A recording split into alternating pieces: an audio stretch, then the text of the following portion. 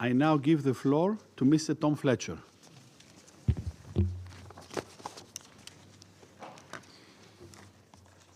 Mr. President, members of the Council, briefing you again on this subject is a grim undertaking.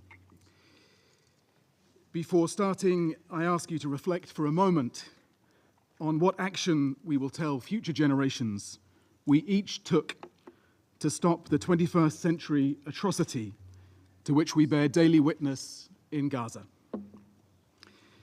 It is a question we will hear sometimes incredulous, sometimes furious, but always there for the rest of our lives. We will surely all claim to have been against it. Maybe we will say we issued a statement, or that we trusted that private pressure might work despite so much evidence to the contrary. Or pretend that we thought a more brutal military offensive had more chance of bringing the hostages home than the negotiations which brought so many hostages home. Maybe some will recall that in a transactional world, we had other priorities. Or maybe we will use those empty words, we did all we could. Mr. President, let me start with what we see and are mandated by this Council to report. Israel is deliberately and unashamedly imposing inhumane conditions on civilians in the occupied Palestinian territory. For more than 10 weeks, nothing has entered Gaza, no food, medicine, water, or tents. Hundreds of thousands of Palestinians have again been forcibly displaced and confined into ever-shrinking spaces, as 70% of Gaza's territory is either within Israeli militarized zones or under displacement orders. As my colleague from the FAO will explain, every single one of the 2.1 million Palestinians in the Gaza Strip face the risk of famine. 1 in 5 face starvation. Despite the fact that you have funded the food that could save them. The few hospitals that have somehow survived bombardment are overwhelmed. The medics who have somehow survived drone and sniper attacks cannot keep up with the trauma and the spread of disease. Even today, the European Gaza hospital in Khan Yunis was bombed again, with even more civilian casualties reported.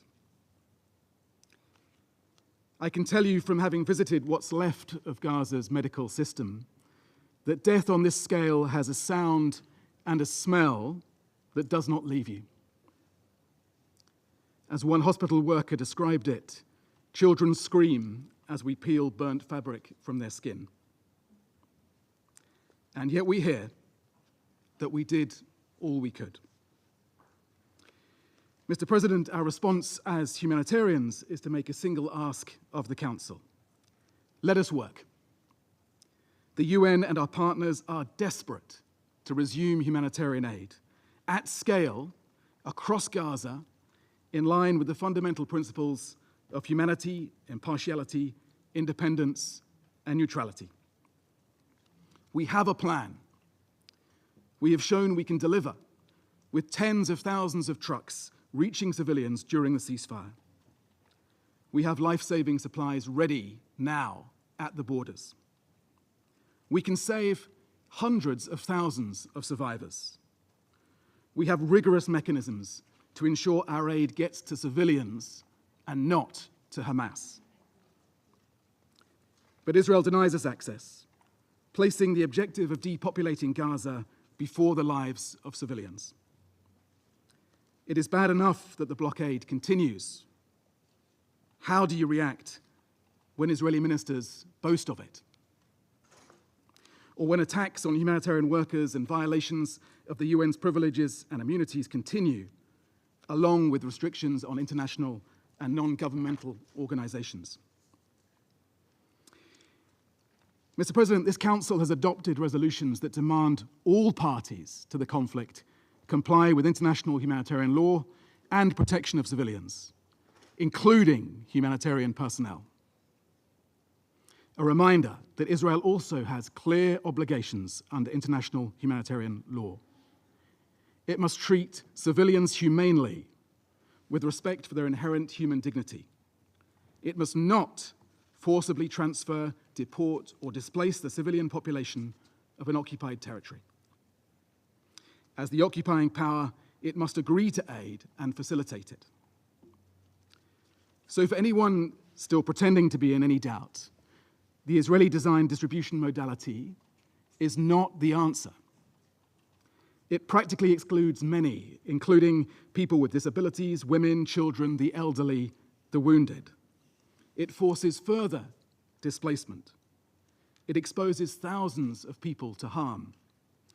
It sets an unacceptable precedent for aid delivery, not just in the OPT, but around the world. It restricts aid to only one part of Gaza, while leaving other dire needs unmet. It makes aid conditional on political and military aims. It makes starvation a bargaining chip. It is a cynical sideshow, a deliberate distraction, a fig leaf for further violence and displacement. If any of that still matters, have no part in it. Mr. President, for the record, we have tried. The UN has met 12 times, and again this morning, with the Israeli authorities to discuss this proposed modality. We wanted to find a way to make it possible. We repeatedly explained the minimum conditions for our involvement on the basis of long-settled fundamental principles.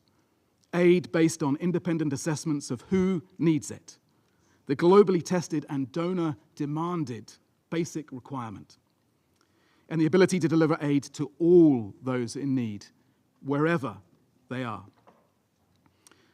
The Secretary General set out the relevant international law in his submissions to the International Court of Justice. And your resolutions have strongly condemned starvation of civilians as a method of warfare and the unlawful denial of humanitarian access. Resolution 2417 demands the Council's full attention to widespread conflict-induced food insecurity. Mr. President, it's not just Gaza. Appalling violence is also increasing in the West Bank, where the situation is the worst in decades. The use of heavy weaponry, military methods of war, excessive force, forcible displacement, demolitions, and movement restrictions. Ongoing illegal settlement expansion. Entire communities destroyed, refugee camps depopulated. Settlements expanding, and settler violence continuing at alarming levels. Sometimes with the support of Israeli forces. Recently, settlers abducted a 13-year-old girl and her 3-year-old brother. They were found tied to a tree. Do we also say to them that we did all we could? Mr. President, there is, I fear, a broader context here. For the past 19 months, Palestinian journalists, civil society, and individuals have live-streamed their destruction to the world. Many have been targeted and killed for their testimony. And during this time, international aid workers have been the only international civilian presence in Gaza, watching and reporting the unfolding horror. We are your eyes and your ears. And be in no doubt that we feel the weight of that responsibility, to you, to the communities we serve, and to the world. And so we have briefed this Council in great detail on the extensive civilian harm that we witness daily.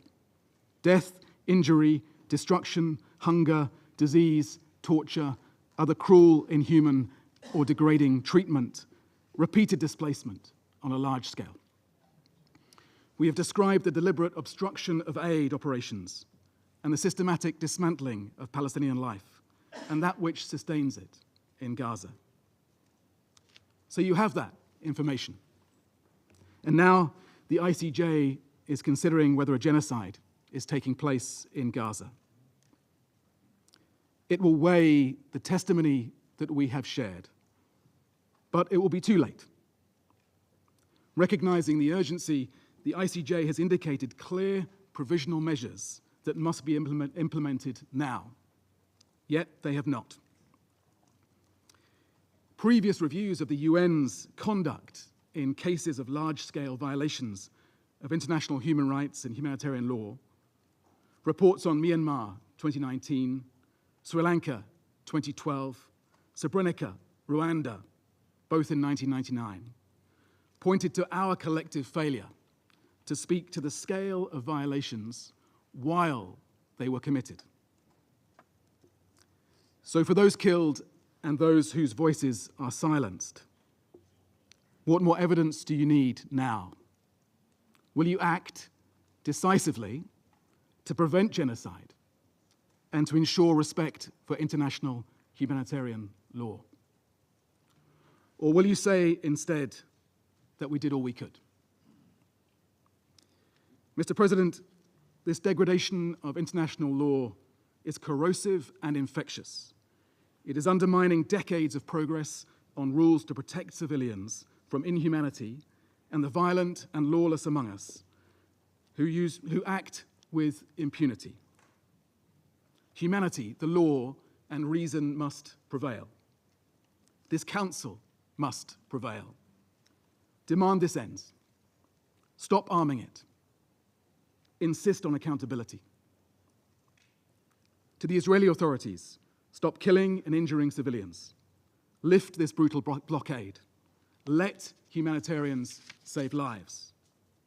To Hamas and other armed Palestinian groups, release all hostages immediately and unconditionally.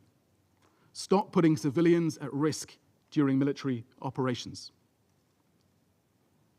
And for those who will not survive what we fear is coming, in plain sight, it will be no consolation to know that future generations will hold us in this chamber to account.